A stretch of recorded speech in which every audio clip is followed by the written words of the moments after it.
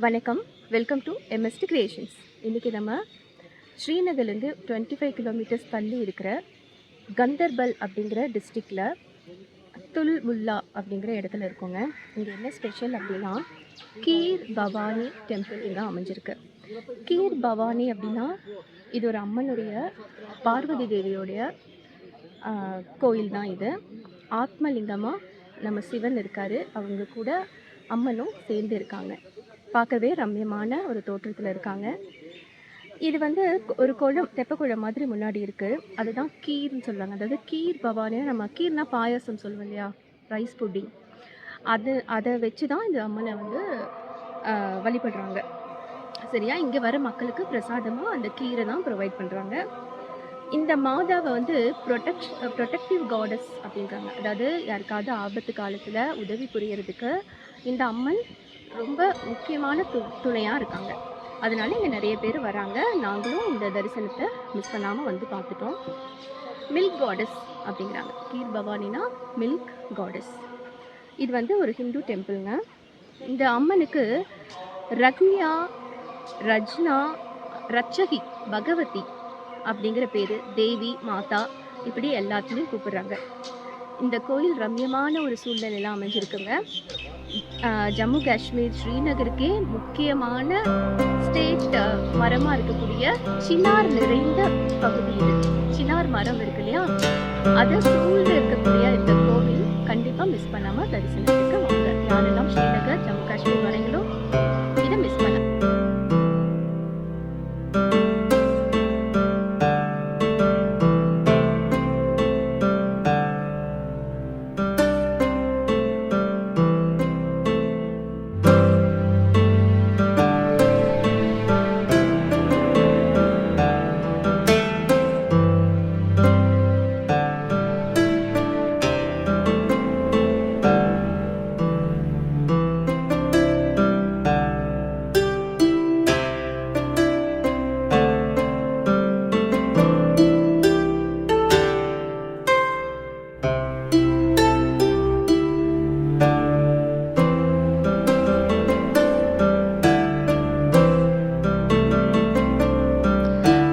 இந்த கீர் பவானி டெம்பிளுக்கு ஒரு ஹிஸ்ட்ரி கூட இருக்குங்க.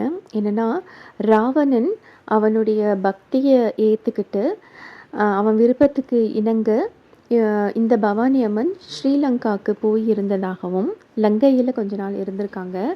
பிறகு அவனுடைய அநீதி செயல்களை பார்த்து மனம் பொறுக்காமல் அங்கே இருக்காமல் ஹனுமாரை கூப்பிட்டு தன்னை வந்து திரும்ப காஷ்மீர் இந்த ஊருக்கு அழைச்சிட்டு திரும்ப வந்ததாகவும் ஒரு வரலாறு இருக்குது இந்த கோயிலுக்கு.